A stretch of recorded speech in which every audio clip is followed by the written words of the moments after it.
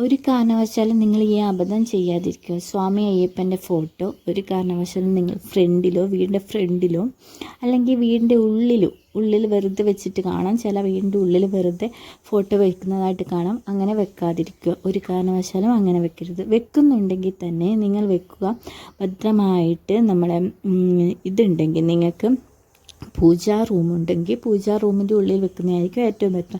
അതായത് നിങ്ങൾ ഒരു കാരണവശാലും വീടിൻ്റെ ഫ്രണ്ടിലോ അല്ലെങ്കിൽ വീടിൻ്റെ അകത്തോ അലസ്യമായിട്ട് വെക്കാൻ പാടില്ല. വെറുതെ വെക്കൂലേ നിങ്ങൾ സാധാ ഫോട്ടോ വെക്കുന്ന പോലെ, സാധാ ദൈവങ്ങളെ ഫോട്ടോ വെക്കുന്ന പോലെ.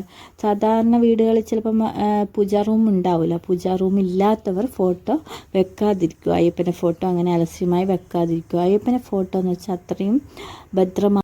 അയ്യപ്പൻ ഭക്തരെ കാണാൻ വരുന്നൊരു സമയമുണ്ട്. അല്ലാത്ത സമയത്ത് അയ്യപ്പൻ ധ്യാനത്തിലായിരിക്കും.